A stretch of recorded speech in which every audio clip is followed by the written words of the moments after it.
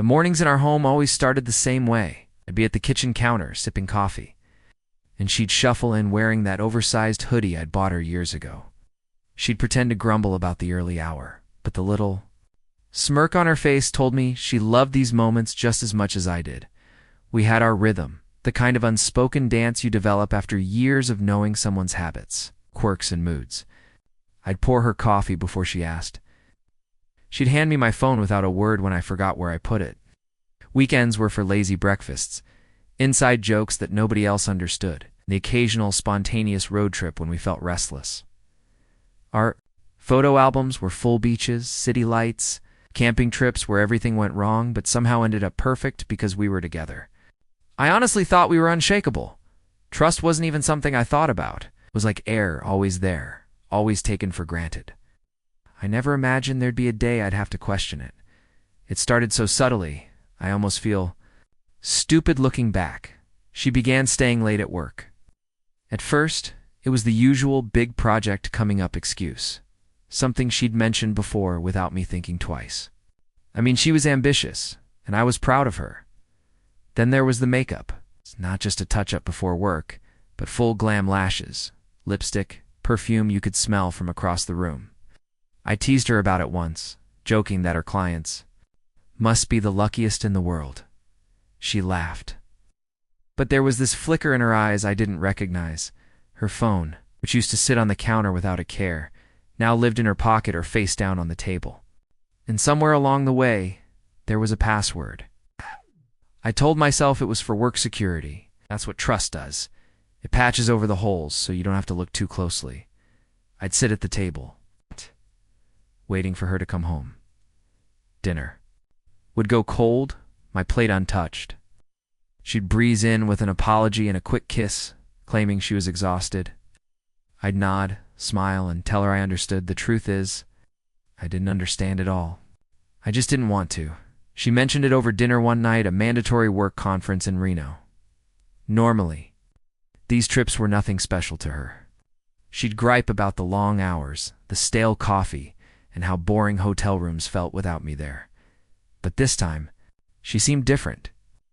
There was a spark in her eyes, a kind of excitement I couldn't quite place. She talked about it more than usual, the seminars, the networking opportunities, the nice hotel. Sounded like a great break from routine. She started packing days in advance, carefully folding outfits I didn't usually see her wear for work. I noticed an extra pair of heels, the kind she'd only ever worn on date nights with me. When the morning came, I carried her suitcase to the car. She kissed me goodbye, quick light, almost distracted, and promised to call when she got in. I stood in the doorway as she drove off, watching until the taillights disappeared. In my mind, there wasn't a single reason not to trust her. She was my wife, my partner, my person. At first, I didn't think much of it. I texted when she landed a quick, made it safe with a heart emoji. But after that, it was like she started fading out. Our calls were short, rushed. She'd pick up with a distracted hey and answer in clipped sentences. Always mentioning she had to run to another session or meet someone from work. Texts took hours to get a response. When they came, they were bare bones. Busy talk. Later, no miss you, no warmth, just words that felt typed out of obligation. At night, I'd lie in bed alone, the empty space beside me a constant reminder she wasn't there. The TV would drone on in the background, but I wasn't watching. I kept checking my phone, waiting for something, anything that felt like her. I told myself it was just the conference schedule, that she was tired, that I was overthinking.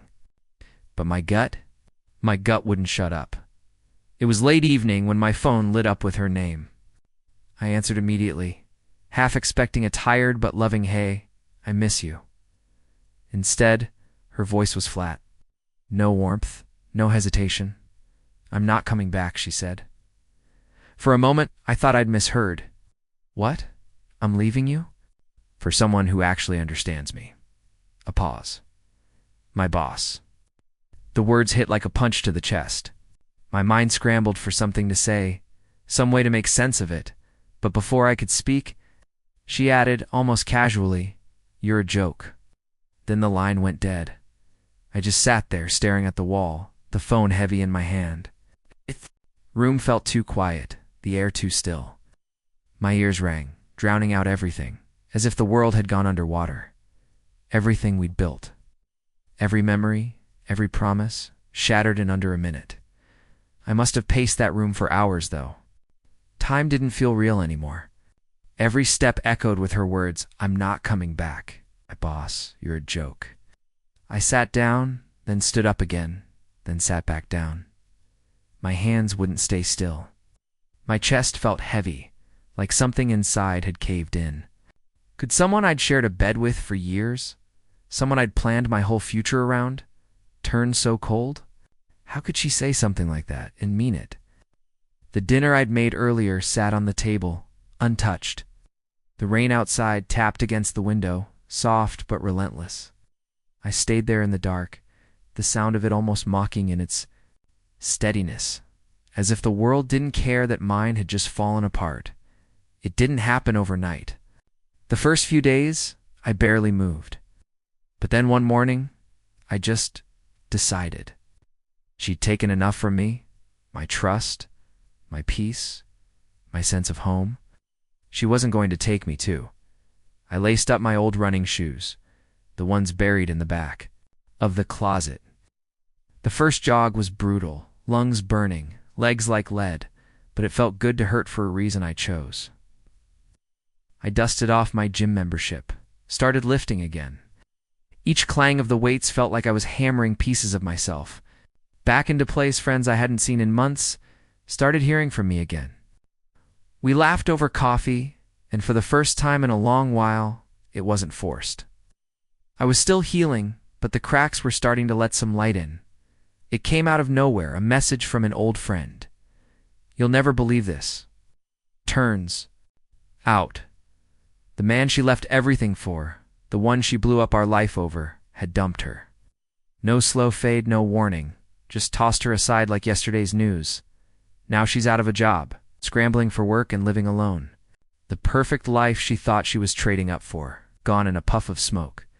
I read the message twice, then set my phone down. I didn't text back, didn't gloat, didn't even call her. I just smiled.